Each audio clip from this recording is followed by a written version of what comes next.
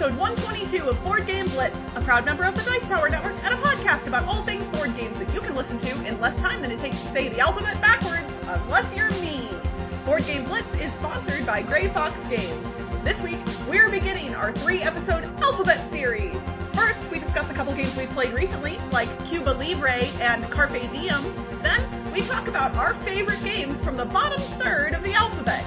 Finally, we wrap things up with a look at the etymology of the word alphabet. And now, here are your hosts, Ambie and Crystal. One announcement before we hop into the episode, and that is that on January 30th, the next Tabletop Live Network event is happening over on Twitch. If you all have been following us over on Twitch, you know that we have participated in a couple of these events so far. It is a day-long streaming marathon with 2-hour blocks hosted by different board game streamers, and this one is going to be a full 24 hours, which is just kind of amazing. Yeah, pretty awesome. So we do not have our time slot yet as of the time of us recording this episode, but, stay tuned, watch our social media pages, all the usual spots, and we will be putting that information out soon. Mm-hmm. Recently, I played Cuba Libre, which is a war game designed by Jeff Grossman and Volko Runke and published by GMT Games, and it's from 2013. So this is a coin game, which is a type of war game. It stands for counterinsurgency. So COIN, all in caps. That's what coin game means.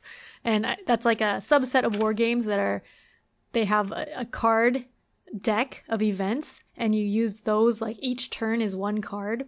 I think all of them have this mechanism. I'm not really sure, but at least in Cuba Libre, each card you're doing a turn, and you can either do the event or do an action for your faction. So the way it works is there's 1 to 4 players for Cuba Libre, probably best with 4. It's asymmetrical, so there's 4 different factions, and the theme is it's the Cuban Revolution. So there's the Batista government, there's the guerrilla terrorists, there's student guerrillas, and the syndicate. They own the casinos and money and stuff. And each of them have different victory conditions. So the government and the guerrilla terrorists are fighting over control of the map on Cuba. Not of the areas, but control of support, which isn't like the most troops, but it's like something else on there that you can do to get support or not. And then the other 2 factions are kind of neutral, but kind of like aligned with one or the other side sometimes. And they're trying for their own things, either like the syndicate wants lots of casinos and money, and then the student guerrillas want popular support, which is kind of like area control. So it's pretty complicated because there's all these different factions doing different things. I know people have said that Root is kind of like a coin game, which we have played. Yes, and we played that one together. Yeah, we played that together. And so it reminded me a little bit of Root, but also of Twilight Struggle. I actually played it just 2-player. So with 2-player, we each played 2 factions, and we have to get both victory conditions in order to win. Oh, that's interesting. Yeah. I liked it better than Root. It felt like more asymmetry because each person has different actions that they're doing. So the government can put police down and stuff, and the guerrillas can attack the other guerrillas or the government, and then the syndicate can't do any attack actions. They're just building casinos and profiting with money. So their actions are all very different. So there's the play aid with all of the different actions of each faction, which is it's 4 sheets basically on the play aid because it's showing all of the actions of all of the factions that you can do. So on your turn, you can do the actions, or you can do the event on the event card, which is usually 2 events. One of them's good for one faction and one of them's bad for that faction. So depending on who picks it, that event can be good or bad. I liked it a lot. It was difficult to learn. So the rule book for Cuba Libre isn't great. There's a playbook and a rule book, and in the playbook where you're supposed to learn to play, it goes over some example turns for the first quarter of the game, but it's supposed to teach you, but then it tells you to jump back to the rule book and reads this and then go back to the playbook, and you have to jump back and forth, and it doesn't really explain it that well. But once you figure out how to play, it makes sense, and the rules are straightforward, and the play aids are really good, and the board has really good graphic design that reminds you of what is going on. So that was good once you know how to play. it's pretty easy or like straightforward to play, but like the strategy's not necessarily. So we played through the playbook for the first quarter of the game, which is doing the 4-player game. So with 2 players, it's not exactly the best strategy since it has the 4 players against each other, whereas in 2 players you want really like your 2 allies to be helping each other. But so that was kind of funny. But as we finished the game ourselves, it was fun. We both liked it, and also the victory conditions are different. So like there's different strategies for winning because I was the government and I had a lot of resources at the beginning. And then I was like almost at my victory condition, but then in the last round, I just ran out of resources and then couldn't do much. And then he just took over and was able to win. So it seems like as the government, you would have to win early while you have those resources, because as the game goes on, you're losing the resources and the support because people didn't like the government. And that's another thing. It felt pretty thematic. So it's about the Cuban Revolution, and I should know more about that history than I do since I'm half Cuban, but I never really liked history growing up. Like in school, I didn't learn history that much. I didn't like learning history, but after playing Cuba Libre, it got me to look more into the Cuban Revolution history, and like the event cards all are based on historical events, and then in the rulebook it explains like why that event card is in the game, like what happened in history. So that was pretty cool that it made me look up history and learn more about that. So I think that's a thing with war games, or at least in my experience playing this one war game so far, is that they're pretty thematic in terms of like the event cards, but plus also the actions that you're doing, because you're like getting support, getting troops, trying to get control over the different areas, but not just by fighting, but like support just by having people and manipulating that. So I really like that. It was high interaction. There's like, it reminded me, some of the push and pull reminded me of Twilight Struggle. And the reason I liked it more than Twilight Struggle and Root is because the deck of cards was not your hand. It was a shared deck with everyone, and it's all open information. So it felt like I had more control over your actions because you can either do any of your actions. You don't have to have a specific card to do your action, or do that event. So that was cool. So yeah, if you're interested in war games, you like Twilight Struggle and Root, but then you want to try like a more historical war game too, then Cuba Libre was a good one to try. It's interesting. The mechanics sound interesting to me, but I'm very turned off by war or historical themes generally in games. Like, I don't want to simulate, especially a real world war or, that took place. Whereas something like Root, where it's in a fantasy setting, it makes me less uncomfortable with the theme. And especially Root is like kind of adorable. So yeah. like, even though you're like in lots of board games, you're fighting with other people, but it feels less true to life. And I think that's something that I like more, is when it's when it's fantasy based. But the mechanics do sound interesting, and I do like asymmetric style games where there's people working toward different things or with different abilities and whatnot. So yeah, I used to think I didn't really like like war games and stuff, but I never played one. But yeah, like the tie-in with actual history, it's like actually making me look into it, which I think is interesting. So, yeah, that is cool. Yeah. I'm not saying I will never play one of those games, but I know that like I think we all recognize that like our gaming time is generally pretty precious, and like that's not the thing that I'm really like clamoring to do. But with the right group of people at the right event, I would be willing. So yeah, that was Cuba Libre, my first war game. So we're going from a war game to a Euro game. I don't know what podcast this is. Everything's upside down, but I'm going to be talking about Carpe Diem by Steffenfeld, specifically the second edition of Carpe Diem.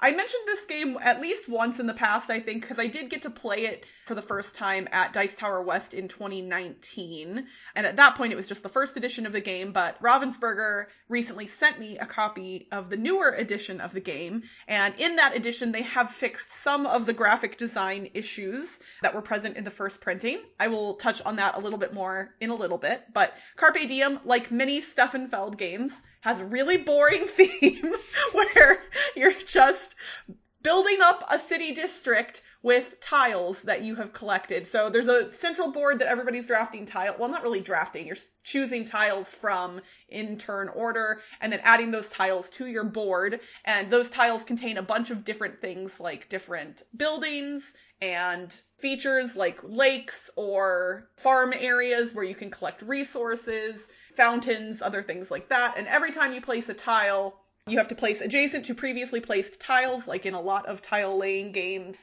When you place a tile, you get to collect certain things depending on what it had on it or what you've completed as a result of placing that tile. And then at the end of the round, you will be able to select one of the scorecards that is on the shared board and turn in resources or collect victory points for having completed specific objectives. And it's nice because all the scorecards that you'll be playing for the entire game are laid out at the beginning, and you only get to do each set of scorecards once. And only one player gets to claim each, like, little spot. The scorecards have markers in between one another, so when you place your thing down, you're doing 2 scorecards at a time, but your marker stays there for the rest of the game, and no one else can go to that spot later. So if there are a certain cards that are worth a lot of points, they can be pretty hotly contested, and whoever gets there first gets to do them. There's a prestige track that helps keep track of who gets to choose those scorecards first. It's really collecting resources, turning those resources in, you know, for victory points at the ends of the rounds. There's nothing super dynamically, like, spectacular about this game, but boy, oh boy, does it click. It works really well. It's relatively simple in the actions you can take. Like, it's not, because you taught me Trajan at BlitzCon one year, and I liked it, but there was a little bit more going on in Trajan than I was able to grok right away. Carpe Diem, I think, is more approachable as a Feld game. Admittedly, there are a lot of Feld games I haven't played, but it's fun. The theme is boring. The artwork is kind of boring. So one of the main graphic design issues from the first edition was that the backs of the tiles were green and slightly darker green, and you had to separate them, and you couldn't because they were nearly identical. In the new one, the backs of the tiles are white and black, so they fixed that. But there's still some graphic design issues on the stuff on the front of the tiles, like, especially on your board where you're placing things. There's these little strips around the outside of the board that show what you can get bonus scoring for at the end of the game. And they're small, and some of the colors are a little bit hard to differentiate. They also have some shape differences too, but they're small enough that, like, at first glance, your brain doesn't immediately go, oh, I know what that is. You kind of have to think about it for a second. And the color palette does not do it any favors in that regard. It's like, oh, this one's brown and that one's tan and this one's another shade of brown. So I kind of wish that they had done a little bit more in that regard, but the backs of the tiles are much better, and that was the main issue. They also changed the main action board. It used to have this weird crisscross star design on it, and some people complained online that essentially you could just have all the pieces moving in a circle and it would do the same thing. Like, because you could always, when you have your piece on the board and you have to choose a tile, you can now move to the left or the right, and that's it. And before, it was you were like bouncing around the board in weird ways, and it really didn't serve any purpose, and I guess people complained enough that they changed it. So it didn't mean anything. I was fine with it the way it was before. But needless to say, if you like Steffenfeld, you're gonna like this game. If you like dry Euro games, it's dry. I'm not saying that's bad, but it's dry. Like, you compare this to something like Viticulture or Castell or whatever else, it's dry. Yeah. That's not bad. It just is what it is. But if you like things like, you know, Castles of Burgundy, other things like that, yes, you're going to like this game too. And I, a person who does not like dry Euros most of the time or some of the time, who knows, I'm changing every day, but like, it's fun. I like it. It's great. I'm a Euro game player now. I know I keep saying this, but yeah, I know. It's still, I don't know why this makes me sad. Why does this make me sad? It doesn't make any logical sense. I should just be celebrating the fact that I am a more well-rounded gamer, and for whatever reason, my brain doesn't want to do that. I don't want to encourage this. I know Steffenfeld doesn't listen to our podcast, but like, Steffenfeld, stop making boring-looking, boring-themed games. Please, just, I don't want to tell you to keep doing this by saying the game is good, even though it is. All right, I'm done with my rant. That's Carpe Diem. The second edition in a white box is definitely an improvement over the first edition, which was in a gray box. So look for the one in a white box and you'll be good to go.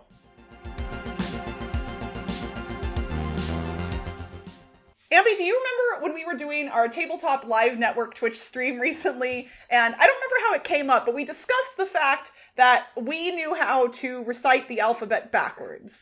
Well, I only know part of it due to a commercial that I listened to. So I know up to T. But yeah, okay. you said you could do all of it. I can do the whole thing, and everybody might get to hear that later. But yes, it was a warm-up in choir for me when I was in high school, was the reciting the alphabet backwards. So based on that fact alone, we're going to give you all we're going to give you our favorite games that start with each letter of the alphabet. And unlike the Dice Tower, from whom this idea was definitely not stolen, we're not doing 10 games for each letter because, dear God, I don't know what I would do when I got to some of these letters. Yeah. How? If they 10 for, like, that's, I mean, I know that's only technically 260 games, but 10, you'll see very quickly, y'all, when we get to why we're not doing 10 for each letter. Yeah. And we're going backwards. We are going backwards, as inspired by the backwards alphabet comment. Yeah. And because, at least for me, the games toward the beginning of the alphabet are better and more interesting overall. All right, well, let's start with something that's not even in the alphabet. We wanted to make it an even number for 3 episodes, so we have 27 total entries, which means we're doing a game that starts with a numeral as well. Mm-hmm. And so starting off my list, bottom number 27, I suppose, whatever you want to call it, is 6 nimmt. 6 nimmt is a card game where you are trying to not take points or bulls. By laying cards out, players will play cards simultaneously and then reveal them, and cards will get placed into the lines that are set up on the table in numerical order.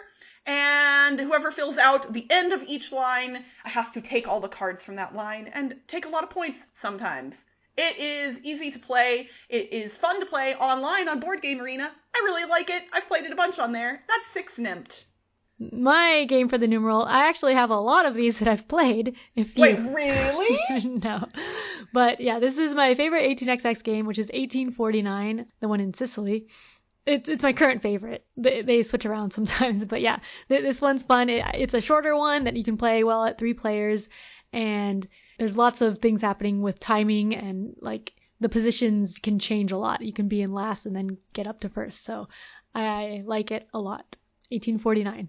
All right, my game that starts with the letter Z is Zendo. Zendo is a game where you are using deduction to try and figure out what the rule is that one of the players has selected. That player will select a rule, they make it up, and set out these colored pyramids in different colors and sizes onto the table. And they lay them out in a way that meets the rule that they've set. And then you have to take colored pyramids and set them up, and the other person will tell you whether what you've set up meets the rule or doesn't. And the other players are also doing the same thing, so you are using information from your own setup and the other players to eventually deduce what the rule is. It is relatively simple and super fun. I really like it. That's my Z game, Zendo. I haven't played Zendo. Otherwise, it would probably be my Z game because I've only played 3 Z games. And I guess my favorite of them is Zogen, which is an oink game. It's a speed game. Like you're matching items on these cards and just like saying the name of the weird shape as you play it down. It wasn't that fun, but by default, I liked it better than the other Z games I've played. So it was okay. If you like speed games. I like speed games a lot though, so but like I have so many other speed games that are better. So that's Zogen. Well, if everybody wants to be disappointed by games that aren't super great or that exciting, my Y game is gonna come in hot because it's Yahtzee. Yes, there are good board games that start with the letter Y. I'm not saying that they don't exist. I just haven't played any of them. Yeah. And you know what? Admittedly, I haven't played Yahtzee in a very long time, but I had a lot of fond memories playing it as a kid. It's the roll and write that everybody played growing up, and it's not that bad. Truthfully, I don't really want to play it because there's better stuff, but like, you know what, that's it. Yahtzee, my Y game. Yahtzee. It's not that bad. What a tagline! My Y is Yggdrasil, which is a cooperative game. It was out of print for a long time and then reprinted as Yggdrasil Asgard or something, but I haven't played the new one. But yeah, it's a cooperative game that plays up to 6 players. It's kind of like Ghost Stories in that there's like a deck of bad people cards and you have to just like get through and not lose. Get through the deck and not lose. So you're beating back these Norse gods you are the Norse gods and you're beating back the bad gods. I don't know much about Norse mythology, but you're like Thor and stuff. So yeah, it's pretty fun. Cooperative game with some theme. Not that much theme, but it has pretty art. So Yggdrasil. My X game is a game I actually haven't played for a few years, but I really enjoyed when I did play it, and that's XenoShyft Onslaught. It is a cooperative deck building game where you are fighting a whole bunch of aliens. And what's interesting about this one for me is I played the physical board game with my board game group a few times when it came out. And then I bought the app version. And I still have the app version, but I have not played it in literal years. And now that I'm talking about it, I'm kind of like, I should bring that out again. Because I really enjoyed playing the app version of this game when I was playing it. And just as an FYI, that is spelled XenoShyft, XenoShyft. So it's hard to look up. But yeah, it's my X game just because there aren't a lot of X games that I've played. And this one, honestly, though, was a lot of fun back when I did play it. XenoShyft Onslaught. I've only played 3 X games, so I don't really remember them that much, but I think my favorite is Xcode, which I played once a few years ago, I think. But it's a real-time cooperative game. I think it's kind of like an escape room type game, but like replayable. But I don't remember much about it. You're trying to like hack a code. I think it was really easy when I played it, but I would want to play it more. So that's Xcode. Okay. My W game will probably not surprise just about anybody who's been in the hobby board game scene for the past couple of years. That's Wingspan. I love Burbs. Burbs are great. Wingspan is lovely. It's a great little engine builder card game where you're getting birds, laying eggs, feeding them food, making more birds. It's just wonderful. I love it. You all know it. That's my W game, Wingspan. Yeah. There are actually a lot of W games that I wasn't expecting that letter to have that many, but this one, there were a few others for me as well that were possible here. Yeah, my favorite W is Witness, which I've talked about on the podcast many times before, I think. But that's a 4-player only cooperative game where you're whispering. It's a cooperative deduction game. You're whispering clues to other people, and then like it goes around in a game of telephone, and you have to get all of the information. Like each person only has some information, and then you have to answer questions individually. So that's Witness. My V game is Vegas Showdown. And no, I did not select this because I live in Las Vegas. In fact, I started playing Vegas Showdown when I got into the hobby in 2007 when I lived in Missouri. So Vegas Showdown, I think, is one of the most underrated games that has Las Vegas or Vegas in the title. It is a bidding and tile laying game where you are bidding on different parts of a casino and then building out your casino on your player mat. And there's different types of features. You've got like gambling related things and relaxation, like restaurant, lounge type things. And you're trying to connect the two ends of your casino. It's a really interesting dance of money and resources, and the components have gotten a lot of flack over the years for being not great. And that's true. The components of this game are not great, but the gameplay is awesome and I really love it. So that's my V game, Vegas Showdown. Yeah, that one's good. My V game was Vinhos, which is a Vital Lacerda Euro game where you're making wine. It's a action, not really worker placement. You have one worker and like a grid of spaces, and you can move to an adjacent square. So it's a 3x3 grid. It's a worker movement game. Yeah, like a worker movement game. Is that a thing? I don't know. If you move onto someone else's space, you have to pay them. So you kind of have to plan your actions because I think there's only 12 turns total. And you have to do multiple steps to make this wine. So like a lot of Lacerda games, there's like lots of steps in order to do something. You have to be efficient with your actions, which I really liked. I've only played it once, but I want to play it more. But yeah, that's Vinhos. My U game is Unmatched from Restoration Games. Unmatched is a fighting card-based game where you have characters that are in the public domain, things like Sinbad and Alice in Wonderland and Bigfoot and other things like that, and you get to take 2 of them or 4 of them and throw them against one another and see what happens. You have a small board with spaces on it that you move a mini along, but you're using cards to fight one another until one player is completely knocked out. The asymmetric decks are where this game really shines. Each character plays very differently based on their decks and their companions. And I've played this now a handful of times with different characters, and it is always great. I really enjoy it. I do not have the new expansion, the Beowulf and Red Riding Hood one, but I'm very curious to try that out at some point. So that's my U game, Unmatched. I have not played Unmatched, but my U game also starts with and it's Unlock Timeless Adventures, because that's one of the big box ones that I played recently. So Unlock is an escape room style game that's replayable. It's through a deck of cards and with numbers on them, and you add numbers together to find like the new card that you're looking at. They're pretty thematic, and I liked the Timeless Adventures, which I think I talked about on the podcast when I played it. They felt a lot more thematic, I think, and I like that the Unlock series has been getting better and better, because at the beginning I didn't like them as much, but I'm enjoying them a lot more now.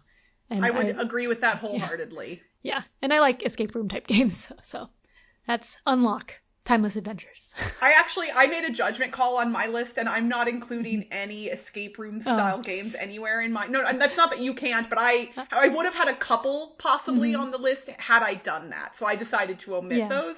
We can talk more about that later, but Unlock was a contender for me, for you. I kept escape room style games because I was like, I can do that for this one now. For sure, totally. Yeah. I just decided to get rid of them so I wouldn't have multiple. Mm-hmm. So my T game is Tiny Epic Quest, which is my favorite of the Tiny Epic series of games. It comes in a tiny box, but it feels like a really big game when you play it. It is basically if The Legend of Zelda was a board game, because you are going around, you're going through dungeons, you're fighting monsters, and you are collecting items. This was the first game that came out in the Tiny Epic series that had the item meeples that were designed, interestingly, by Emerson Matsuuchi. He didn't design the game. He's the one who came up with the item meeples. But yeah, they're little plastic meeples that have holes in them, and you can slot little items into their tiny hands, and it's so adorable, and I love it. It's a really fun game. It's fiddly, like most of the Tiny Epic games, because the pieces are small, but I still really enjoy it, and I like teaching it to people. So that's my T game, Tiny Epic Quest. T was also a pretty popular letter. I think it was one of the most popular letters for me, other than the number.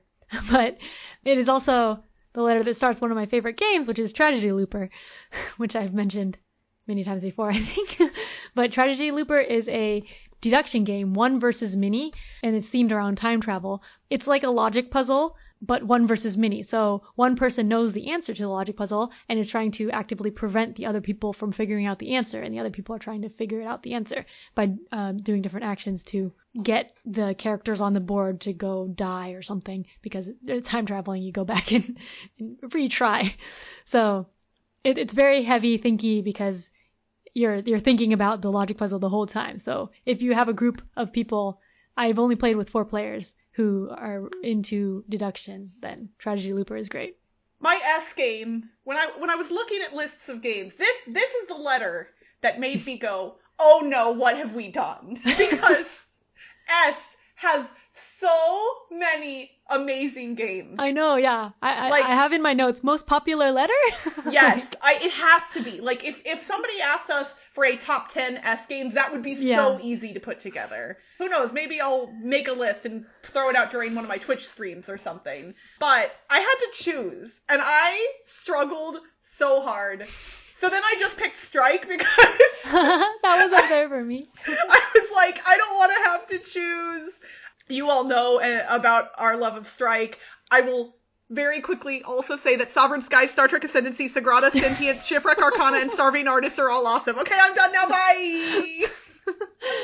All right. I don't have a list like that, but my favorite game of all time is Space Alert, so I mean, yeah, that made it easy for me. I know, it's like, well, this is a great category. Sorry, everybody else. Yeah, I was scrolling through it, and I was like, wow, there's so many other games, but, Space Alert. So that's a real-time cooperative game where you're programming movement and you really have to cooperate. It's tough. It's like 10 minutes of the programming thing and then like 30 minutes of resolution to see what happens, because it's a Vlada Shvaddle game. It's very complicated. The highest rules explanation to playtime game that I have, probably. One of these days, you're gonna teach it to me and we're gonna play it. It's gonna happen at some point. Yes. But yeah, that's Space Alert. All right, so that's the first 9 of our 27 entries in our alphabetical list. Our next 2 episodes, unless something weird happens, will feature the next thirds of the list. Yes. But we would love to hear your all's favorite games from across the alphabet. Shoot us a note, or over in our BGG thread for this episode, feel free to drop your entire list if you want. You don't have to wait till the next 2 episodes come out. We want to hear the whole thing, because maybe you'll help us fill out our lists for the rest of us. No, I already have mine done. I filled out the whole thing. It's done. Mine's mostly done. I haven't done an etymology segment in a little while. So here's an etymology segment for you all. It's going to be tiny. I wanted to dig into the history of the word alphabet. Have you ever thought about where the word alphabet comes from? It's actually pretty obvious once you realize it, but I don't think everybody knows. So alphabet, meaning letters of a language arranged in a customary order, originated in the 1570s from the late Latin alphabetum. That came from the Greek alphabetos, and that was made up of the words alpha and beta, which were the first 2 letters in the Greek alphabet. So literally, alphabet is just alpha beta. It's just the beginning of the Greek alphabet. That's basically it. So it's one of those things that like seems so obvious, but I don't think I'd really ever thought about until I knew this fact whenever I learned it, at some point in my life. When you said it was obvious, then I was like, oh, alpha beta. Yeah, it's one of those things that like you just think of the word and you don't think about where it came from. So that's where alphabet came from. And that's it for this week's Board Game Blitz. Visit our website, boardgameblitz.com, for video and blog content, as well as to get links to all our social media pages. This episode was sponsored by Grey Fox Game. If you like abstract strategy games and the world of Midgard, stay tuned for info coming soon about Ragnaroks, a new game from the designer of Santorini and Santorini, New York. Grey Fox Games, quality games cleverly crafted. Support our show and get cool perks for as little as $1 a month by visiting patreon.com/boardgameblitz. As a patron, you'll get access to pre-edit recordings and our private Slack channel where you can chat with us and other Blitzketeers every day. Our theme song was composed by Andrew Morrow. Technical support provided by Toby Mao. Board Game Blitz is part of the Dice Tower Network. Until next time. CYXWVUTSRQPOMNLKJIHEFEDNCNVNA. Bye, everyone. Bye.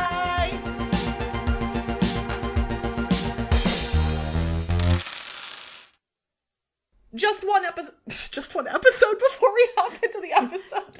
No! You said that before, right? I know. Recently, I played Cuba Libre, which is... What was that? Sorry. Okay.